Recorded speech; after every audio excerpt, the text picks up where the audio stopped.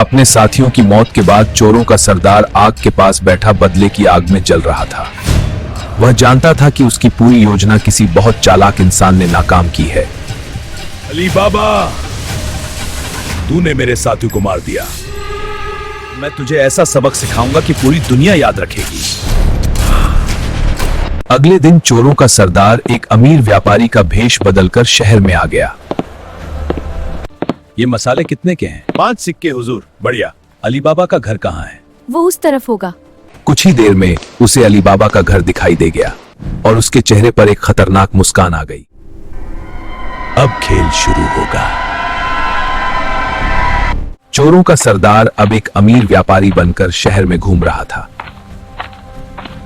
वह धीरे धीरे लोगों से मिल रहा था और सबका भरोसा जीतने लगा। एक दिन वह अली बाबा के बेटे की दुकान पर पहुंच गया और उससे दोस्ती करने लगा। और इस तरह चोरों का सरदार चालाकी से अली बाबा के बेटे से रोज उसकी दुकान पर आने लगा। कभी सामान बेचता तो कभी उससे सामान खरीदता। धीरे धीरे दोनों के बीच अच्छी दोस्ती हो गई। लेकिन अली बाबा के बेटे को यह बिल्कुल नहीं पता था कि यह व्यापारी असल में खतरनाक चोरों का सरदार है। धीरे धीरे चोरों का सरदार रोज अली बाबा के बेटे से मिलने लगा। मेरे दोस्त, तुम्हारी दोस्ती बहुत कीमती है। समय के साथ उनकी दोस्ती और भी गहरी हो गई। अली बाबा के बेटे को बिल्कुल भी अंदाजा नहीं था कि जिसे वह अपना सच्चा दोस्त समझ रहा है, वह असल में एक खतरनाक चोरों का सरदार है। व्यापारी साहब, आप तो बहुत अच्छे इंसान लगते हैं, कभी हमारे घर भी आइए।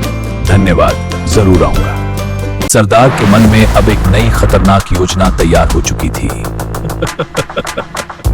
अब मैं अली बाबा के घर के अंदर पहुंच चुका हूं, अब उसका बचना नामुमकिन है।